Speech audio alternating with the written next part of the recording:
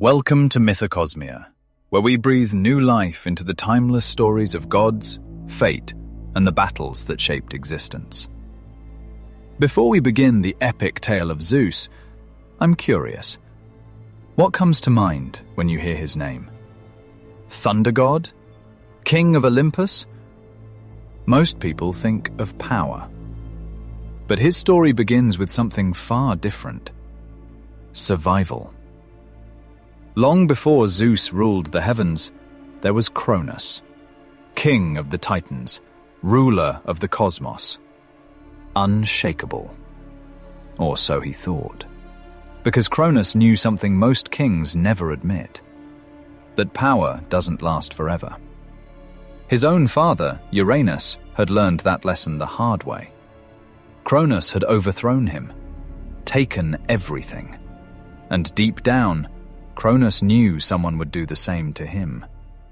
The prophecy haunted him, whispered by Gaia herself, the Earth Mother who had seen the rise and fall of rulers long before mortals even existed. She told him the truth he didn't want to hear. One of your children will overthrow you, just as you overthrew your father. Cronus refused to accept it. He had fought too hard, bled too much, sacrificed everything to claim his throne. He would not let it slip away. So he made a choice. A horrifying choice. When his wife, Rhea, gave birth to their first child, Cronus didn't celebrate. He didn't hold the baby. He swallowed her whole. Hestia. Gone. Vanished into the darkness of her father's stomach before she even drew her second breath. Rhea screamed, begged, pleaded with him to stop. But Cronus didn't listen, because to him, this wasn't cruelty. It was survival. One by one, the children came, and one by one, Cronus devoured them. Demeter, Hera, Hades, Poseidon. 5 gods, 5 children of immense power, all trapped inside their father. Alive, but imprisoned, growing in the eternal darkness. Rhea was broken. She had given birth to divinity itself and watched it disappear. Each time she hoped Cronus would change, that he would see reason. But each time he swallowed without hesitation. And then she became pregnant again, the 6th child. This time, Rhea knew what she had to do. She couldn't save the others, not yet. But this one would survive. She went to Gaia, the ancient Earth Mother who had given Cronus the prophecy in the first place. Rhea fell to her knees. "Help me, please. I can't lose another child." Gaia looked at her daughter with eyes older than time itself. She had seen this cycle before. Fathers fearing sons, kings devouring the future. It always ended the same way. "You will give birth in secret, on the island of Crete, in a cave hidden deep within Mount Ida. And when the child is born, you will not bring him to Cronus." Rhea's breath caught. "But he'll know. He'll demand to see the baby."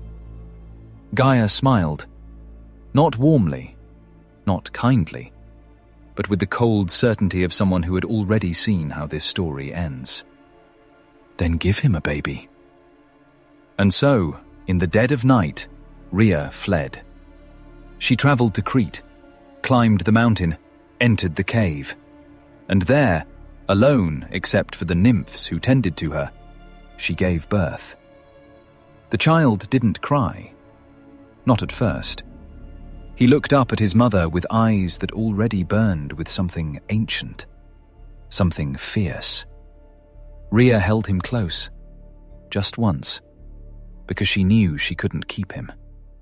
The nymphs took the baby deep into the cave. They fed him on the milk of the goat Amalthea. They raised him in secret, protected by the Curetes, warrior spirits who clashed their shields and spears whenever the baby cried. drowning out the sound so Cronus wouldn't hear. And Rhea? She returned home, empty-handed. Cronus was waiting. "Where is the child?" Rhea's hands trembled as she reached into the bundle she carried. Inside was a stone, wrapped in swaddling clothes, shaped and weighted like an infant. She handed it to him. "Here, our 6th child." Cronus didn't even look. He opened his mouth and swallowed the stone whole. Rhea watched him turn away, satisfied. And for the first time in years, she smiled. Because somewhere far away, hidden in the mountains of Crete, her son was still breathing. His name was Zeus, and one day he would return. Years passed. Zeus grew. The child became something more.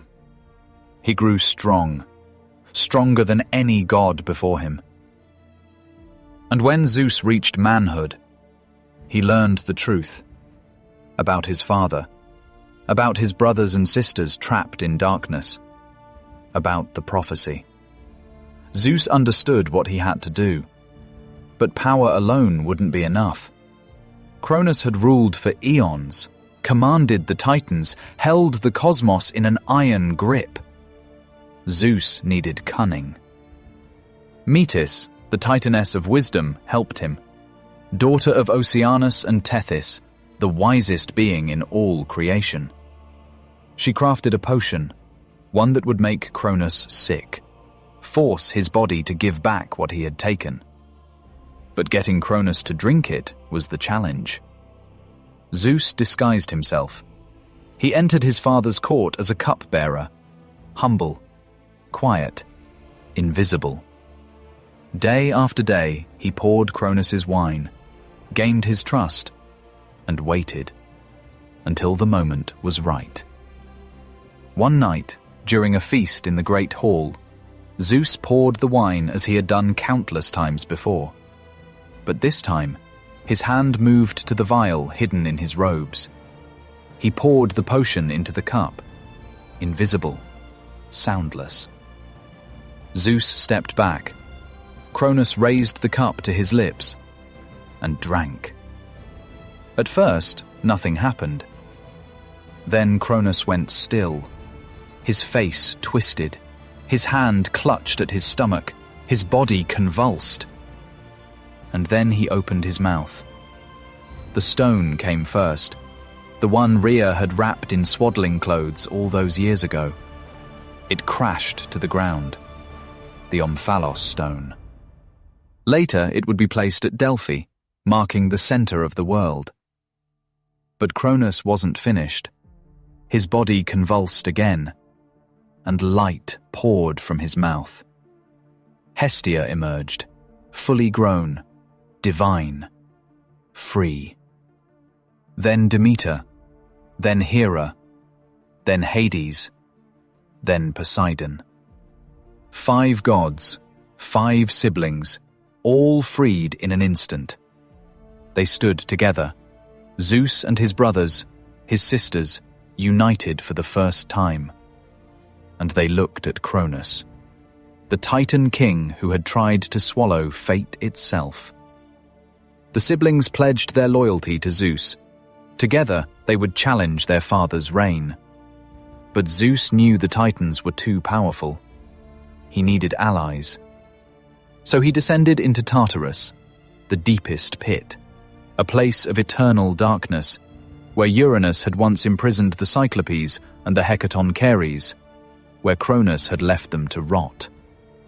Zeus found them there. The 3 Cyclopes, Brontes, Steropes, Arges, one-eyed giants, master craftsmen.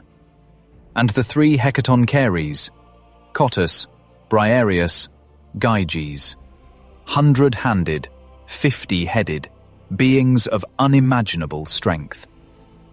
Zeus broke their chains, and he offered them freedom in exchange for their help. The Cyclopes agreed immediately. and in gratitude they forged gifts. For Zeus, thunder, lightning, and the thunderbolt, a weapon that could shake the heavens themselves.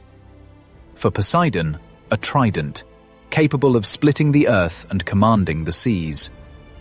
For Hades, a helmet of darkness that rendered its wearer invisible.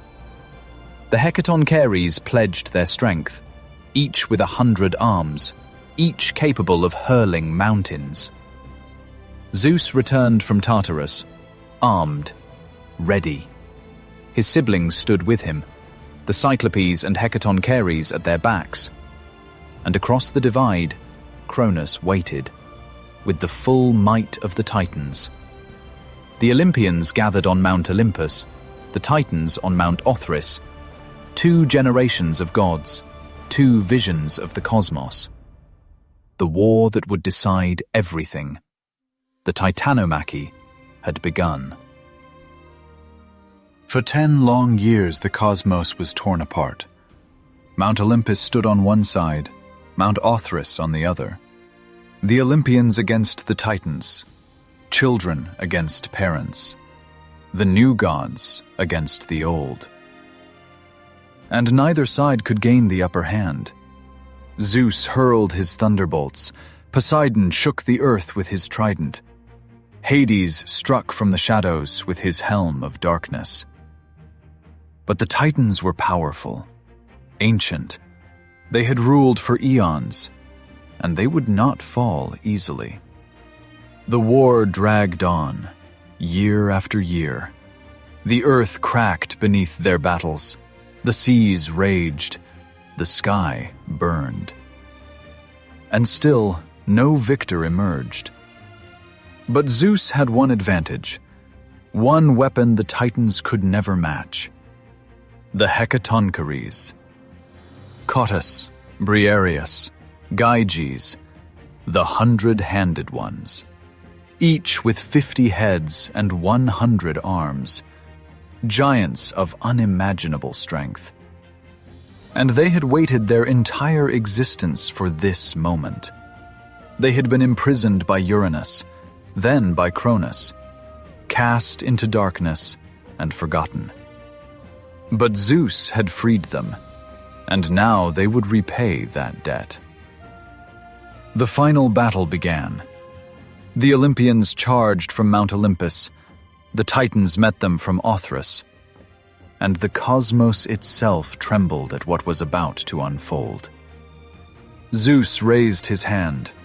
Lightning split the sky. Not one bolt, not 10, a storm of them. Thunder roared across the heavens, shaking the earth to its core. The mountains groaned, the seas rang out in terror. Poseidon struck the ground with his trident. The earth cracked open. Fissures tore through the battlefield. And still the Titans fought on. But then the Hecatoncheires stepped forward. 300 arms rose as one. 300 boulders, each the size of a mountain, lifted into the air. And with a sound like the world ending, they hurled them at the Titans. The sky darkened. The boulders came down like rain, one after another after another. There was no escape, no defense. The Titans tried to stand against the barrage, but it was too much, too many, too fast. The missiles overshadowed them, buried them, crushed them beneath the weight of the earth itself. And one by one, the Titans fell. Their weapons shattered. Their strength failed. They stumbled, collapsed, and lay broken on the battlefield. The war was over. Zeus stood above them, his thunderbolt still crackling in his hand. The Titans, who had ruled the cosmos since the beginning of time, lay defeated at his feet. And he showed them no mercy. He bound them in chains, bitter chains that would never break. and then he cast them down. Down. Down into the deepest pit of the earth. Tartarus. A place as far beneath the earth as the sky is above it.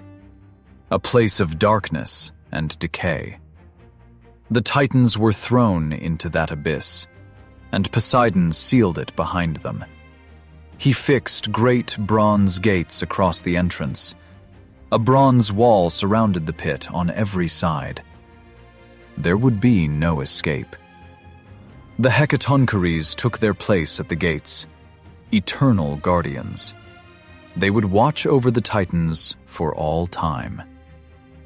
And in the darkness of Tartarus, the Titans would remain, hidden under misty gloom, forgotten by the world above. The cosmos was one, but now it had to be divided. Zeus gathered his brothers, Poseidon, Hades, the three who had fought together, who had overthrown their father and claimed victory over the Titans. And they drew lots. 3 straws, 3 realms, one for each of them. Zeus drew first.